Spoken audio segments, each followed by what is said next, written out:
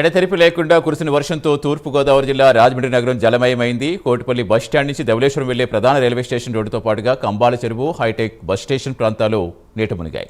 Hitech bus station వద్ద వర్షపు నీటికి 2 బస్సులు నిలిచిపోయాయి. రైల్వే స్టేషన్ రోడ్లో బైక్లు, స్కూటర్స్ సాగిపోవడంతో వాహనదారులు తీవ్ర ఇబ్బందులు పడుతున్నారు. కాలనీలో నీరు చేరడంతో స్థానికులు నానా కష్టాలు పడుతున్నారు. సాయంత్రం వరకు నీరు తగ్గకపోవడంతో ప్రజల ఇబ్బందులు మరింత పెరిగిపోయాయి. తాజా పరిస్థితి మా కరెస్పాండెంట్ శ్రీరామూర్తి అందిస్తారు. తెల్లవారుజామున కురిసిన భారీ వర్షానికి అనేక ప్రాంతాలు జలదిగ్బంధంలో చిక్కుకున్నాయి. ప్రధానంగా చూసినట్లయితే అంటే ఇక్కడ హైటెక్ బస్ స్టేషన్, కంబాల చెరువు, ఆదిమదిప్ప ప్రాంతంలో ఒక ఎత్తు అయితే ఇక్కడ మనం చూస్తున్నాం. ఇది రాజమండ్రి రైల్వే స్టేషన్ రోడ్డు. ఈ రైల్వే స్టేషన్ రోడ్ లో మొత్తం ఉదయం నుంచి కూడా చాలా జలదిగ్బంధానికి గురైంది. మొత్తం ఈ కాలనీలన్నీ కూడా ముంపుకు గురైన పరిస్థితి ఉంది. మొత్తం ఇంట్లో నుంచి ఎవరో కూడా బయటకు రాలేని పరిస్థితి.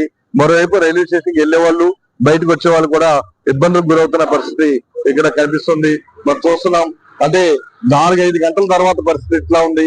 ఉదయం అయితే మరీ దారుణమైన పరిస్థితి ఇక్కడ చోటు చేసుకుంది. అంటే గతం ఎన్నో ఏళ్ళుగా ఈ సమస్య ఇక్కడ ఉన్నప్పటికీ కూడా ఇప్పటి వరకు సరైన పరిష్కారం దీనికి లభించలేదు. మొత్తం ఈ ప్రాంతంలో ఉన్న కాలనీ వాసులందరూ కూడా ఈ ముంపు వల్ల చాలా ఇబ్బందులకు గురవుతున్న పరిస్థితి ఉంది.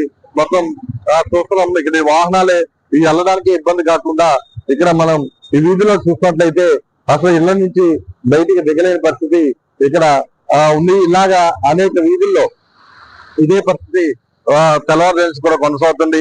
ఎవరు నిత్యావసరాలు తెచ్చుకునే ఎందుకు కూడా వీల్లేని పరిస్థితి.